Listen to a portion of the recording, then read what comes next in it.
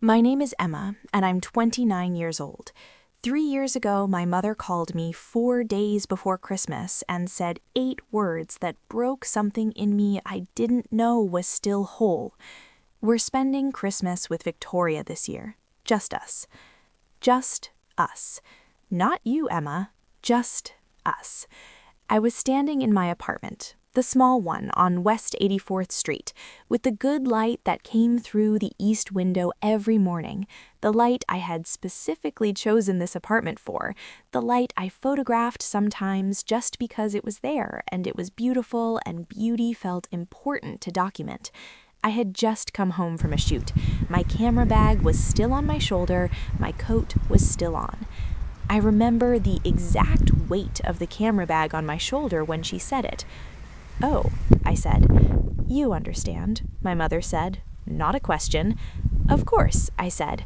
And the line went quiet in that particular way it always went quiet when my mother considered a conversation finished, and then she said, "Good," and hung up, and I stood in my apartment with my coat on and my camera bag on my shoulder, and I looked at the east window, and the light was doing something extraordinary. The late November light, low and golden and honest, and I thought, I should photograph that. I did not photograph it. I stood there for a very long time. My mother's name is Susan. She is 61 years old, and she has a precise way of speaking that has always made dismissal sound like practicality. She is not cruel, I want to be clear about that, because cruelty would have been easier to identify and therefore easier to protect myself from. She is simply organized in her affections. She has always known exactly what she valued and arranged her life accordingly. I was not at the top of that arrangement. My sister Victoria is 3 years older than me. She is everything my mother considers a success. Married young to a man my mother approved of, living 20 minutes from my parents' house in Connecticut, producing grandchildren at what my mother considers a satisfying rate. Victoria is warm and funny and genuinely kind, and I have never blamed her for any of it. She did not choose to be the favorite. She simply occupied that position so naturally that the question of whether it was fair never occurred to her. That is perhaps the most clarifying thing I can tell you about my childhood. Nobody was cruel. Nobody chose deliberately to make me feel like the acceptable sacrifice.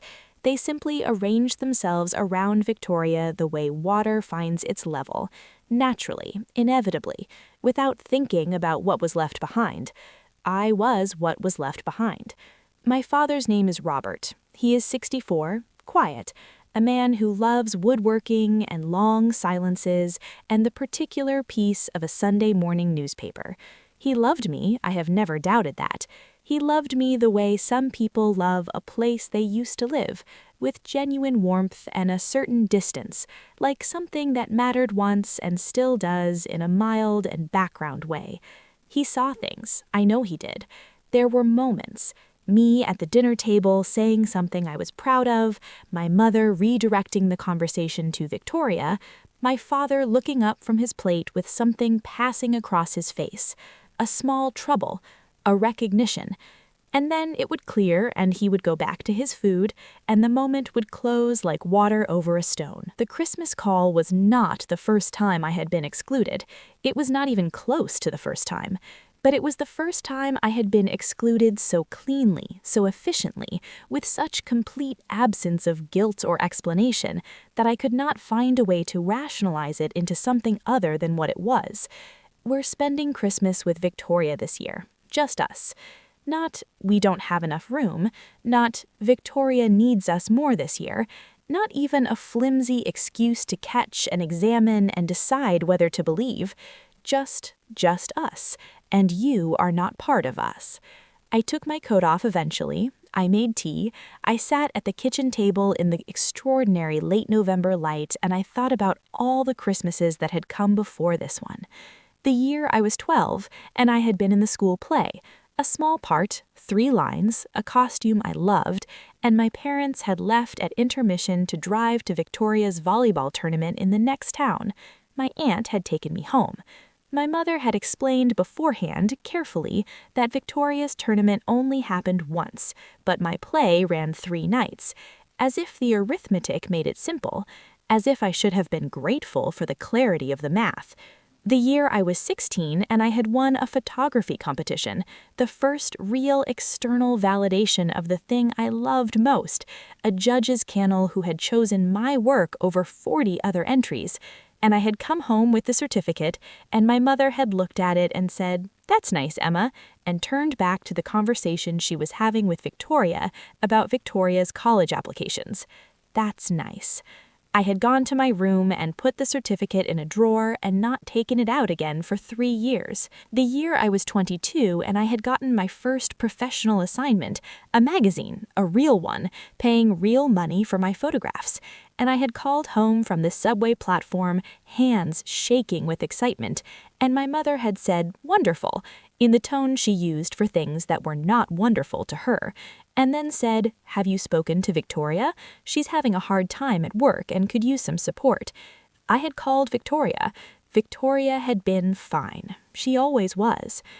I sat in my apartment as the late November light moved across the kitchen floor, and I let all of it come.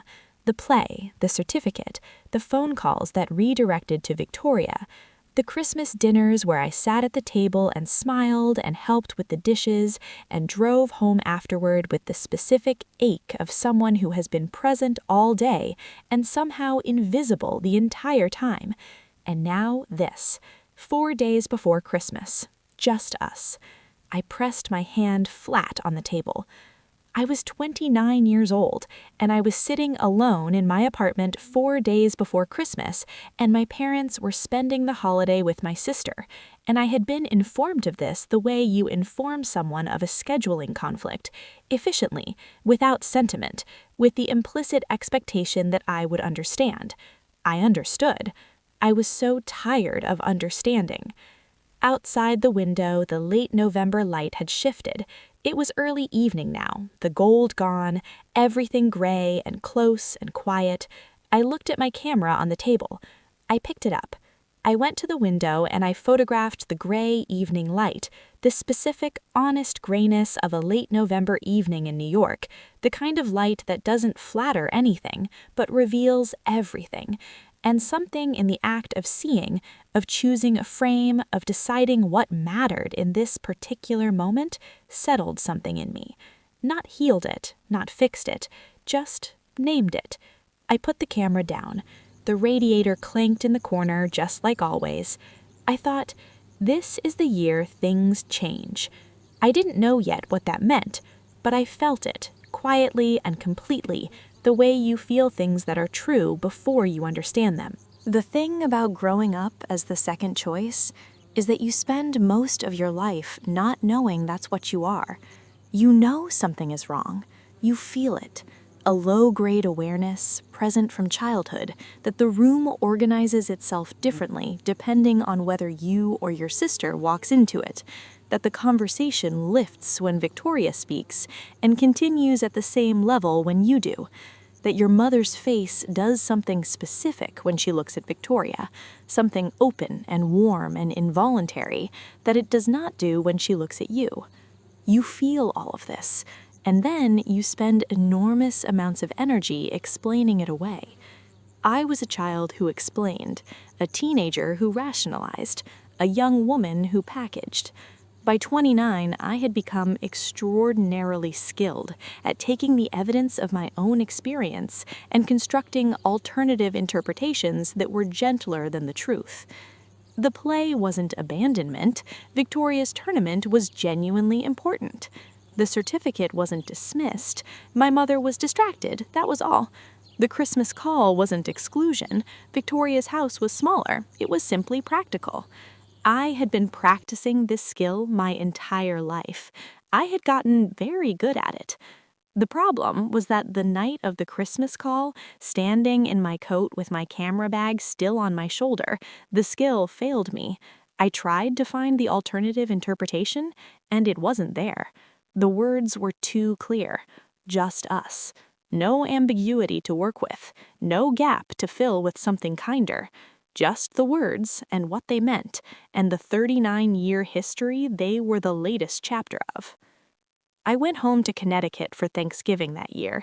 This was before the Christmas call, 6 weeks earlier when I was still in the phase of trying. I had brought a pie, salted caramel apple, from scratch, because I always tried harder than I needed to. My mother complimented the crust. She spent the rest of the evening telling Victoria about a promotion Victoria had recently received at work. I sat at the table and ate my pie and smiled and listened and thought, I made this, the pie that everyone was eating. I had made it from scratch, had carried it on the subway wrapped carefully in foil, nervous about jostling it. Nobody asked how I had made it. Nobody asked about my work. I had 3 pieces published that month, photographs in 2 different magazines, work I was genuinely proud of. Nobody asked. At one point, my father caught my eye across the table. Something passed between us, the usual small trouble, the usual recognition. I looked at him steadily, willing him to say something, to acknowledge something, to choose me just once in even the smallest way. He looked back at his plate. I drove home 4 hours through the dark, and I didn't cry until I was in my own apartment. And even then, I cried the way I had learned to cry, quietly, efficiently, without taking up too much space, even in my own grief. The week after the Christmas call, I stopped rationalizing. Not dramatically, not all at once, but I stopped reaching for the alternative interpretation, and I let the evidence be what it was. My mother had a favorite daughter. It was not me. My father knew this and had never once in 39 years done anything about it, and I had spent my entire life adjusting myself, shrinking, trying harder, bringing better pies, calling more often, being more available, being less needy, being whatever the current configuration required, in the hope that if I got the formula right, something would shift. Nothing had shifted. Nothing was going to shift. I sat with that for a long time. It was the most painful thing I had ever understood, and also, underneath the pain, something else, something I didn't have a word for yet, a kind of stillness, the stillness of someone who has been fighting a current for a very long time, and finally, exhaustedly, stopped fighting and felt the current for what it actually is. Not a mistake, not a misunderstanding, just the truth. Christmas morning arrived gray and quiet. I had decided, sometime in the week after the call, that I was not going to spend Christmas alone in my apartment. I was going to get dressed in something that was not pajamas. I was going to go somewhere with light and warmth and other people living their lives nearby, and I was going to eat a real meal and call it enough. I had a plan. Plans were useful. Plans kept you from lying in bed watching the light change while your family ate Christmas dinner 20 minutes away without you. I dressed carefully. The burgundy sweater I loved, dark jeans, the small gold earrings my college roommate had given me years ago. I looked at myself in the mirror and I said, "You are fine. You have a plan." I was not fine, but I had a plan, which was the next best thing. I had found a restaurant online, a small place in the neighborhood, a French bistro, doing a Christmas prix-fixe, and I had made a reservation for one which the person on the phone had taken without comment or pity, which I appreciated. I made coffee first, stood at the east window and watched the gray Christmas morning and drank it slowly, and thought about my parents in Connecticut, probably still in their robes, probably drinking coffee the same way, Victoria's children running around making the kind of noise that my mother had always found charming in Victoria's children and exhausting in everyone else's. I thought about what it would have been like to be invited. Then I stopped thinking about it, because that way lay a darkness I didn't want to go into alone on Christmas morning. I put on my coat, I picked up my camera, force of habit or instinct, or the part of me that knew I was always better when I was seeing. I locked my door. Across the hall, Margaret's door was decorated with a small wreath, dried orange slices and cinnamon sticks, and a tartan ribbon, the kind of decoration that spoke of someone who believed in making things beautiful as a matter of principle rather than occasion. I stood in the hallway and looked at the wreath for a moment. Then I knocked on the door. I don't know why, I had not planned to, but the wreath was there and the hallway was warm and I had a camera and nowhere particular to be for another 2 hours, and something in me reached toward the light the way plants do, not with intention, just with the body's basic knowledge of what it needs. Margaret opened the door. She was wearing the burnt orange cardigan, her good one, I would learn later, the one she saved for occasions. She had a wooden spoon in one hand, and the apartment behind her smelled of something extraordinary, roasting and warm and complicated in the way only things that have been cooking for a long time smell. She looked at me, the inventory look, quick and kind.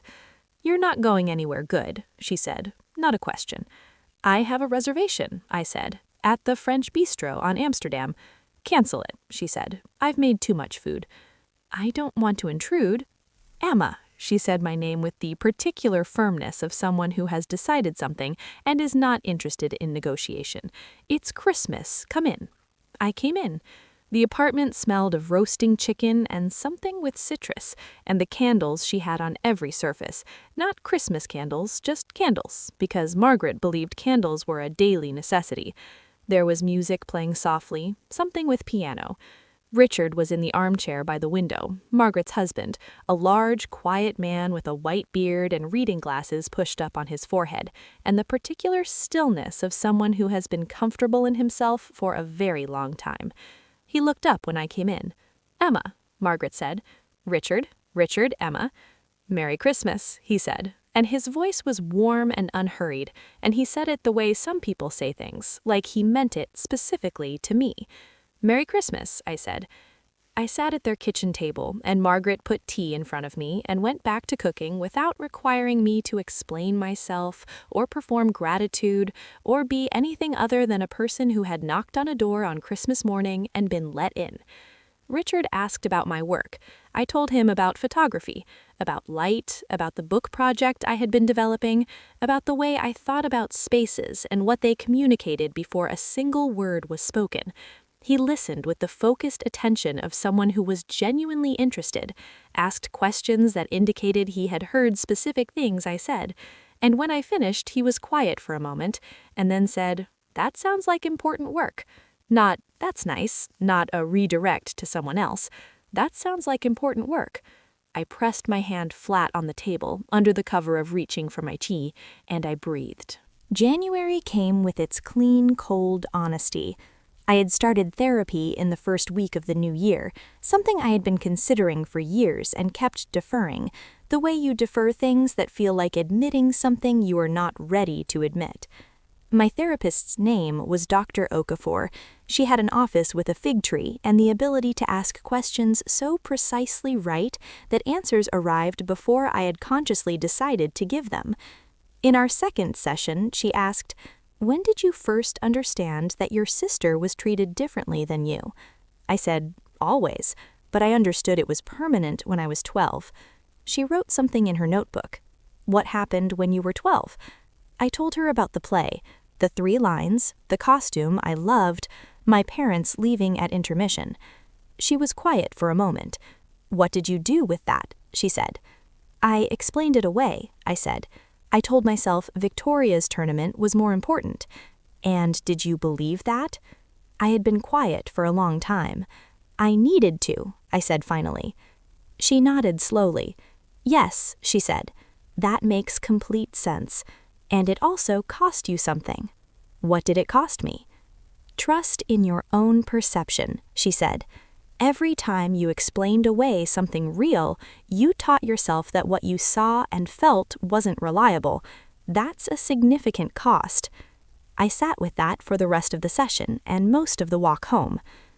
Margaret had begun inviting me for Sunday dinners. Not dramatically, she simply knocked on my door on the second Sunday of January and said she had made too much soup, and did I want some? And I said yes, and I ended up staying 3 hours. And the following Sunday, the same thing happened, and by the third Sunday, it was simply understood. Richard was always there. He had a quality I had not encountered before, the quality of making you feel that your presence added something, not that your presence was being accommodated. He asked about the book project every week and remembered what I had said the week before and built on it, the way people do when they are actually tracking something rather than performing interest. One Sunday in February, he said, "Have you submitted it anywhere?" "It's not ready," I said. He looked at me over his reading glasses. "Is it not ready," he said, "or are you not ready?" I opened my mouth to say, "It's not ready," and found I couldn't say it with any conviction. "I don't know," I said honestly. "That's worth thinking about," he said, and went back to his book. I thought about it for the next 2 weeks, and then I submitted the book to 3 publishers. March brought something unexpected. My mother called. Not about anything significant, she was forwarding information about a sale at a store she liked, the kind of email she sent to her entire contact list. But she had called instead of emailed, which was unusual, and after she mentioned the sale, she paused and said, "How are you, Emma?" Not "how are you" as a formality, with a pause before it, with something careful in it. "I'm well," I said, "working on a book project, submitted it to some publishers." Another pause. "That's wonderful," she said. And this time, for the first time I could remember, wonderful sounded like she meant it. I didn't know what to do with that. I filed it somewhere careful and didn't pull at it, but I thought about it for a long time after. Easter arrived and my mother invited me. A real invitation, called 4 weeks in advance, asked what I could bring, mentioned specifically that she wanted me there. I stood in my apartment with the phone in my hand after she hung up, and I felt the old pull, the hope, the reaching, the willingness to restructure everything around a single act of inclusion. I also felt, underneath it, something new, something Dr. Okafor had been helping me build for 3 months, a steadiness, a knowledge of what I would and would not accept. I went. The table was set for 8. My parents, Victoria and her husband and their 2 children, my aunt, and me. My usual chair was there, the one slightly pulled back from the main cluster. I sat in it and I looked at it and I thought, no. I moved my chair forward, into the circle, into the table. Nobody said anything, but my mother noticed. I saw her notice. Dinner was the usual arrangement, the conversation moving toward Victoria, my mother's attention tracking her across the room. But something was different this year. Something in me was different. When my mother redirected a conversation away from something I was saying to ask Victoria a question, I waited until Victoria had answered, and then I said, "As I was saying," and finished what I had been saying, clearly, without apology, without shrinking. My father looked up from his plate. Our eyes met. Something passed between us, not the usual small trouble that closed before it could become anything. This time it stayed open. This time I held his gaze. He set down his fork. "Tell me more about the book," he said, to me, directly, in front of everyone. I told him. He listened. The whole table listened. My mother listened, with an expression I had never seen on her face before, something complicated and slightly undone, like someone encountering a thing they had not adequately prepared for. Victoria listened and then said, genuinely, "Emma, that sounds incredible." I looked at my sister. "Thank you," I said. After dinner, my father found me in the kitchen while I was washing up. He stood beside me for a moment, drying a dish, not saying anything. My father's silences had always been retreats. This one felt different. This one felt like a gathering. "He owe you an apology," he said finally. I kept washing, my hands in the warm water. "For a lot of years," he said, of letting things be the way they were when I could see they weren't right." I pressed my lips together. "I saw it," he said. "I want you to know that. I saw it, and I told myself it wasn't as bad as it looked, and He stopped. "I was wrong to do that. I was a coward." I turned off the tap. I turned to look at my father, this tall, quiet man who smelled of wood shavings and had loved me distantly for 29 years and was standing in a kitchen on Easter Sunday telling me something true for what might have been the first time. "I know you saw it," I said. "That was the hardest part." He nodded. His eyes were wet.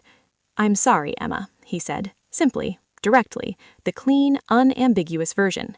I stood with the apology for a moment, let it be what it was, genuine, and late, and real. "Thank you," I said. "That means something." He nodded again. We stood in the kitchen in silence, not the old silence that was a retreat, but a new one, the silence of two people who have said true things and are letting them settle. My mother came to me before I left. She stood in the hallway with her hands folded and something careful in her expression, the expression of a woman who has been certain about things for a long time and is experiencing the specific discomfort of uncertainty. "I know I haven't always," she stopped, started again. "I know things haven't always been equal between you and Victoria." I waited. "I don't entirely understand how it happened. I don't think I meant," she stopped again. "That's not an excuse. I know it's not an excuse." "No," I said gently, "it isn't." She looked at me, really looked, like she had not looked at me in a very long time, if ever, like someone worth the full attention of her actual eyes. "I'd like to do better," she said, "if you'll let me." I thought about Dr. O'Coffer, about the work of 3 months, about Margaret's Sunday dinners and Richard asking about the book and the chair I had moved forward into the circle.